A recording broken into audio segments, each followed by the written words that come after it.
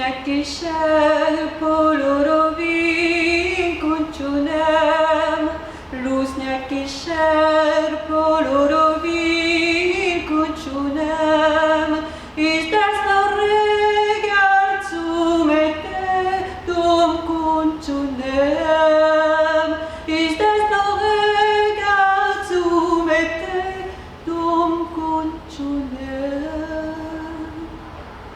Ce chant, c'est le chant d'Aroussia. Aroussia, c'est la femme de Carpis. Carpis, c'est le jardinier du palais. Ils habitent tous les deux dans une toute petite maison au fond du potager, au bord du fleuve, surplombée par les terrasses de marbre blanc du palais. Aroussia chante toute la journée. Elle est heureuse parmi les fleurs et les plantes. Et son chant émerveille les jardins et monte jusqu'au palais. Mais sur la terrasse, ce jour-là, le roi Aram regarde le fleuve sans rien voir. Il n'entend pas le chant d'Aroussia.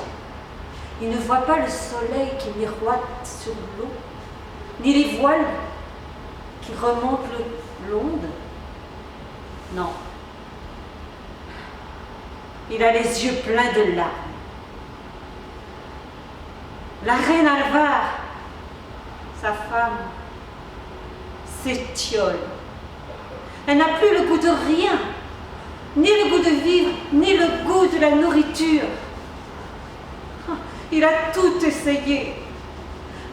Les cadeaux les plus précieux, refaire la décoration du palais, les régimes les plus fantasques, les magiciens, les rebouteux, les médecins les plus réputés, rien n'y fait. Ah, qu'est-ce qu'il ne donnerait pas pour retrouver ce sourire, cette étincelle dans les yeux qui l'avait tant séduit. Mirar, mirar, mirar, mirar. Et là, tout d'un coup, les paroles de la chanson arrivent jusqu'à ses oreilles. Il baisse les yeux vers le jardin, et là, il y a le jardinier et sa femme. Elle est splendide. Mais comment est-ce que c'est possible? Comment un homme qui n'a rien peut-il avoir une femme aussi resplendissante? Alors il dévale les escaliers, se plante devant Carpis. Jardinier, comment fais-tu? Pourquoi ta femme est aussi bien portante alors que la mienne est sèche comme un clou rouillé? Qu'est-ce que tu lui donnes? De quoi la nourris-tu? Carpis est bien étonné de cette question. Il a bien entendu dire que la reine avait quelques soucis, mais ça n'est pas son problème. Alors il hésite à répondre. Et puis, eh bien, Majesté, chaque jour, je nourris ma femme de la chair de la langue. C'est tout. C'est tout, Majesté. Le roi, perplexe, remonte les marches et arrivé au palais, il se dirige vers les cuisines. Là, il donne ses instructions. Je veux demain un buffet avec toutes sortes de langues. Je veux les mets les plus raffinés. Je veux ce qu'un palais aiguisé peut exiger. Le lendemain, on dresse le buffet dans la salle d'honneur. Il y a là toutes sortes de langues. Des langues de bœuf, des langues de veau, des langues de mouton, des langues de lapin, des langues d'aigrettes, cuisinées de toutes les façons, bouillies, rôties, braisées, pochées, frites, confites, avec toutes sortes de sauces, de toutes les couleurs de l'arc-en-ciel, et toutes les odeurs épicées du monde entier. Le roi est satisfait. Il va chercher sa femme et l'accompagne devant cette merveille. Ma rose, ma petite rose, regarde, tout ça c'est pour toi.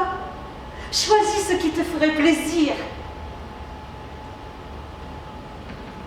La reine parcourt du regard tout cet étalage de viande, de couleurs, d'odeurs, et elle a haut le cœur et repart en courant vers ses appartements. Le roi est dépité. Cette nuit-là, il n'a pas bien dormi.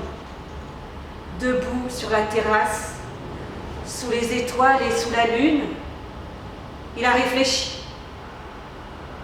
Et le lendemain matin, à la première heure, il a pris sa décision. Il a dévalé à nouveau les marches, s'est planté devant Carpis, le jardinier. « Jardinier, tu vas prendre avec toi ma femme pendant 6 mois. Et ta femme va venir au palais. » Les désirs des rois sont des ordres. Et le soir même, on procède à l'échange des 2 femmes. Dans la réalité, 6 mois, c'est long. Dans une histoire, il suffit de 2 mots. Les 6 mois ont écoulé. Les 2 femmes se sont présentées devant le roi.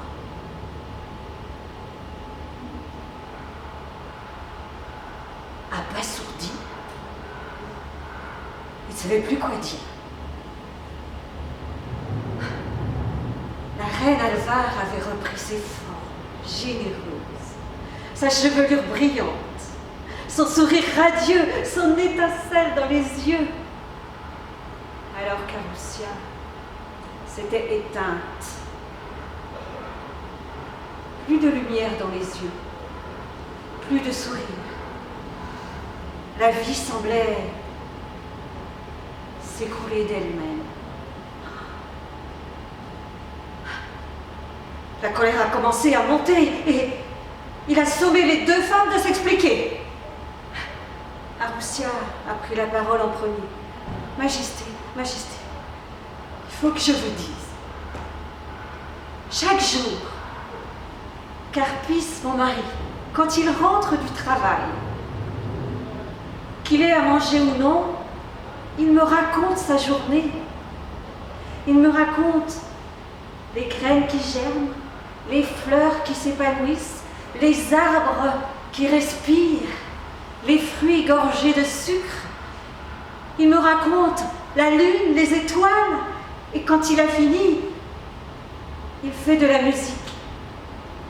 Il me raconte des histoires, il me lit des poèmes, et nous passons des soirées comme au paradis.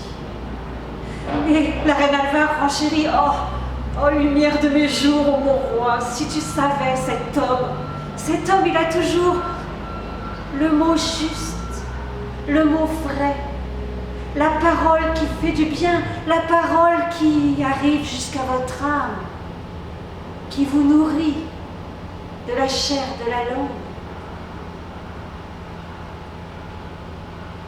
Nul ne sait si le roi a compris. Mais certains, très optimistes, disent que de ce jour, chaque soir, le roi a pris du temps pour raconter une histoire à sa femme et qu'elle a fini sa vie heureuse et épanouie. Mais d'autres disent que de ce jour, les 2 femmes ont décidé de rester vivre avec le jardinier.